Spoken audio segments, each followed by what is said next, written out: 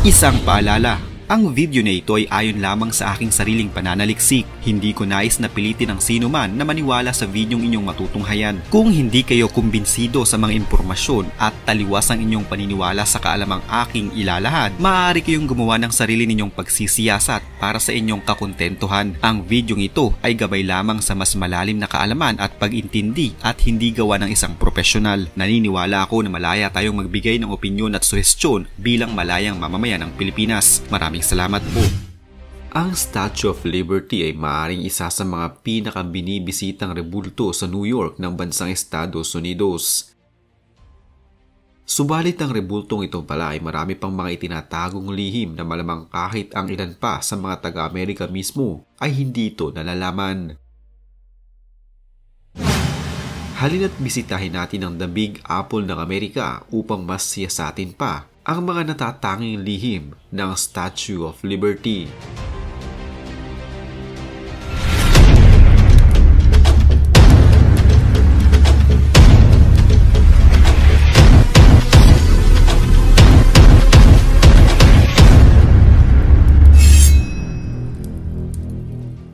Matapos ang inaugurasyon nito noong taong 1886, ang iconic na estatwang ito na formal na kinilalang Liberty Enlightening the World ay naging simbolo na ng kalayaan ng Estados Unidos at ng malapit na ugnayan sa pagitan ng Amerika at ng Pransya. Nagsilbi din itong regalo na ibinigay ng mga French sa Amerika noong taong 1776 dahil sa pagtulong sa kanila na makalaya mula sa mga Briton. Ang mahigit 200 tonelada na may mahigit 300 talampakan ng taas na estatwa ay dinisenyo ni Frederick Auguste Bartholdi, isang French sculptor. Pinaniniwalaan na ang naging modelo sa naturang estatwa ay ang mismong ina ni Bartholdi na nagngangalang Charlotte at umabot sa halos 10 taon upang mabuo ang naturang estatwa. Si Alexander Gustave Eiffel na kilalang French engineer na nanguna sa pagtatayo ng Eiffel Tower sa France ay siya ring tumulong kay Bartholdi sa konstruksyon ng estatwa. Si Gustave ang nagbigay ng suhestyon na gamitan ng copper at gawa ng steel frame ang monumento. Hindi may kakailan na gumastos ng malaki ang France sa pagpapatayo ng estatwa at dahil na din sa kakulangan nila ng pondo noon kaya naman umabot ng mahabang panahon bago ito lubusang maipatayo. Subalit dahil sa mga donasyon at mga benefit concert sa Paris Opera at kung ano na pang tulong mula sa iba't ibang mga tao, ay himalang nairaos at natapos ang estatwa. Ang estatwa ay nakatayo sa Bedloe Island na ngayon ay tinatawag na Liberty Island sa New York Harbor. Hindi na lamang ito nagsisilbing pambansang pagkakakilanlan ng Amerika kundi isang gateway na nagwe-welcome sa mga immigrants na pumunta ng Amerika bit-bit ang kanilang pangarap para sa mas magandang kinabukasan. Alam niyo ba na ayaw pala talaga ng mga Americans ang pagkakaroon ng Statue of Liberty? Yun ay dahil sa ayaw nilang gastusan ng pagpapagawa nito noon. Hindi na sana ito may tatayo dahil na din sa walang pondo noon ng Amerika para dito hanggang sa makaisip si Joseph Pulitzer na magkaroon ng isang fundraising drive. Nangako siya noon na ilalagay niya ang mga pangalan ng mga nagsipag-donate sa mga dyaryo pati ang halaga ng kanilang donasyon. Noong mga panahon na iyon ay nakalikom siya ng nasa $102,000 na may halaga sa kasalukuyang pera ng $2.3 million. Alam niyo ba na iba pala ang sinasabing pinagkuha ng modelo sa mukha ng Statue of Liberty? Ayon sa mga nakasulat sa kasaysayan noon pa man, ang mukha ng naturang rebulto ay kinuha mula sa mukha ng ina ng iskultor nito na si Frederick Auguste Bartholdi. Subalit sa lumabas na libro ng isang French writer na si Nathalie Salmon, mula sa kanyang librong Lady Liberty, I Love You, ang orihinal palang modelo sa mukha ng estatwa ay ang kanyang ninuno na si Sarah Salmon.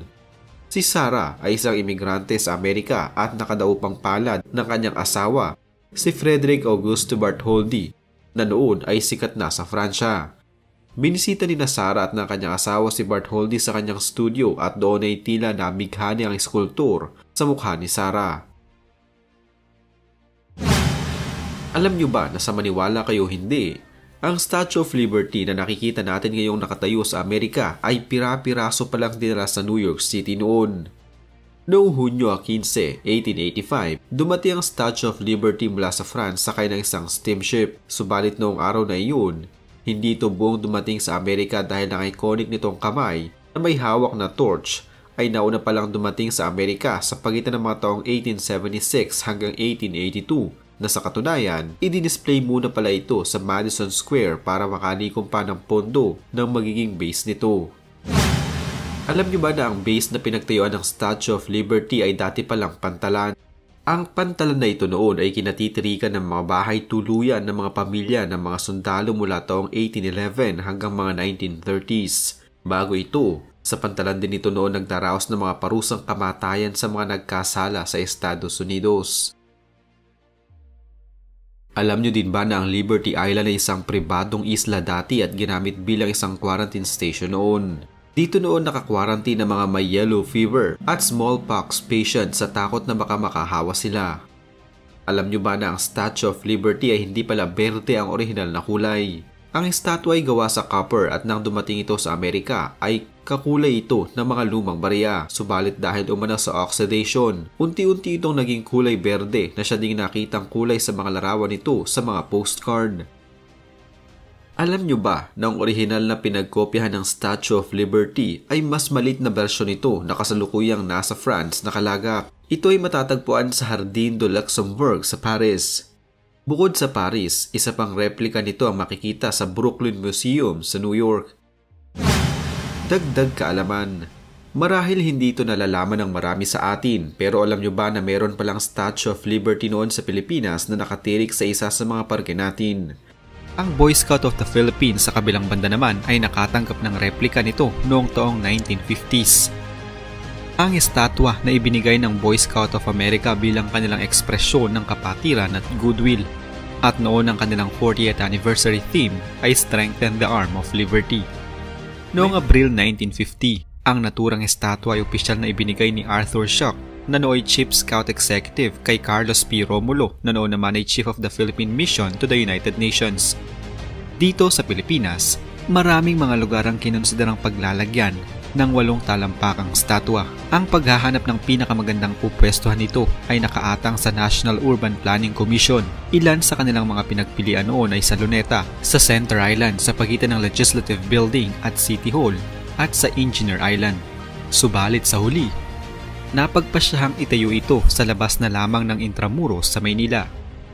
Ang makasaysayang simbolo ng Estados Unidos na nagkaroon ng replika sa Intramuros ay maswerteng nakaligtas at nakasurvive sa mga paulit-ulit na atake ng mga nagpoprotesta noong dekada 60.